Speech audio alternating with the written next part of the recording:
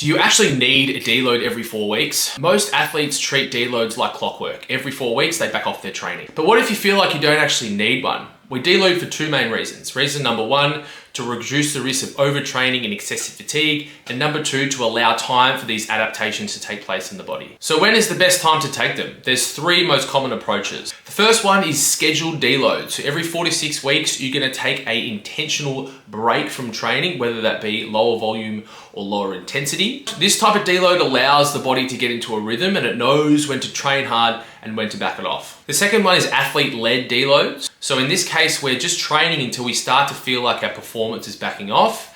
And when we get that feeling, we're gonna reduce the intensity of our training. The thinking here is simple. If you're adapting and still performing well, then why force a deload? The third option is a floating deload. You have a planned deload period, but you're willing to bring it forward or back based on fatigue levels, performance, and recovery. This gives you the benefits of a structured plan while still adapting to how your body is responding. So which is the best approach? This really depends on three things. Number one is your sport. Sports like tennis and golf have less predictable competition schedules. Here I would be planning your training blocks and deloads 3 to 6 months in advance to give you a nice structured approach and ensure you're peaking at the right time. For team sports, you'll be at the mercy of your high performance coach, but generally a more structured approach in the off season and a more athlete-led approach in the in season would be advised. The second one is your training experience. Less experienced athletes often find it hard to judge fatigue and recovery. For them, a 4 to 6 week structured program works well. More experienced athletes are better at recognizing when they're genuinely fatigued and when they just need to push through a hard week of training.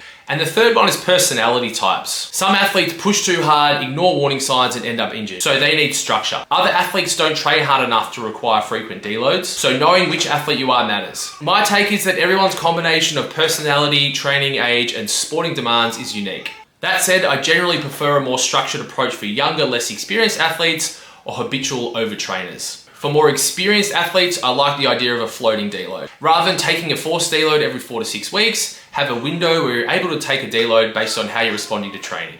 I like this approach because different people will have different responses to the same program. There are so many variables in life and sport that a little wiggle room is often needed. Sleep score, heart rate variability, and how you're performing in sprint and jump tests is also a good indicator of training readiness. Remember, the goal isn't to deload every 4 weeks, it's to recover enough to keep progressing.